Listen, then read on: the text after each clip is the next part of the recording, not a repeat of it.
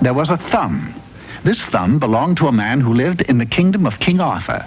It was the most magnificent thumb in the land. People would come from miles around just to admire it. Thumb. But it wasn't always this way. I'll tell the story, if you please. There was a time when the man didn't have such a beautiful thumb. In fact, he had thumbs just like anyone else, one right-handed, one left-handed. And because there was nothing unusual about his thumbs, he spent his time working very hard as a plowman. Then, one day, the plowman's wife made a wish. I should be the happiest creature in the world if I had a son. Although he were no bigger than my husband's thumb, I would be satisfied. Well, it so happened that Merlin, the famous magician, was just outside her window. He heard her statement and was so amused by the prospect of a boy no bigger than a man's thumb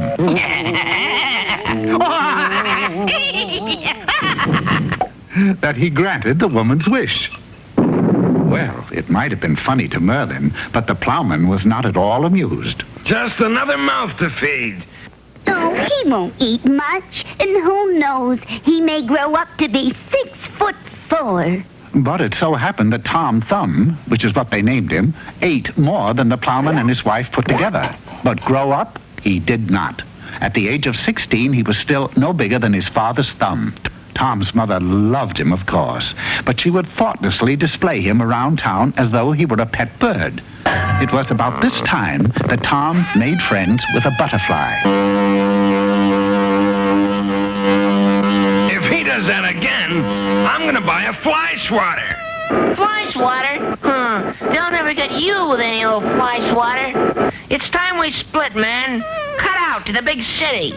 So Tom did cut out to the big city and formed the Big Thumb Gang with himself as leader. It's Big Thumb.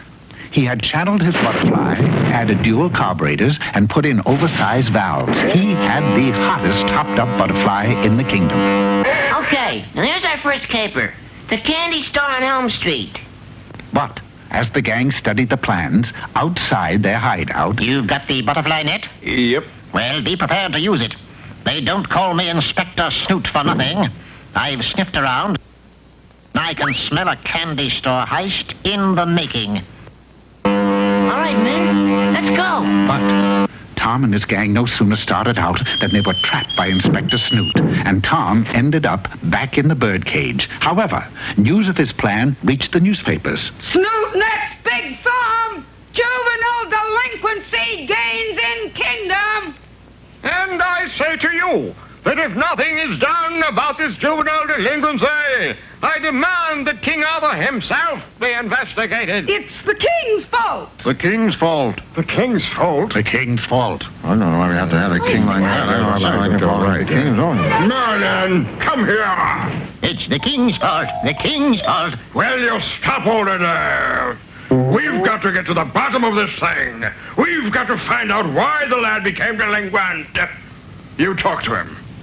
Now then, my boy, just when did you start to go wrong? Well, when I was 12 years old, I had a feeling there was something different about me. I was 12 years old and only 3 inches high. I longed to be big, big, big. So when I met my only friend, I escaped to become the biggest man in the kingdom, Big Thumb. And I am big, too. I've created a monster. So Merlin confessed to King Arthur.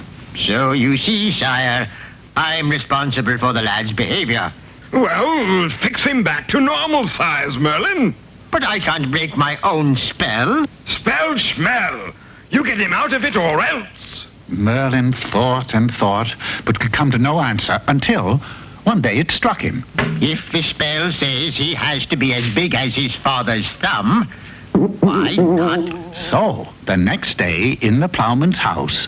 There seems to be something happening to my thumb. Sure enough, Merlin had cast a spell on the plowman's thumb, and as it grew, so did Tom, until he was a normal-sized boy.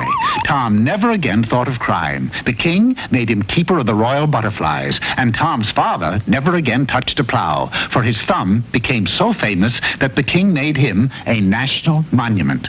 And Tom's mother? Why, she bought a bird for her bird cage. And so they were all deliriously happy ever after.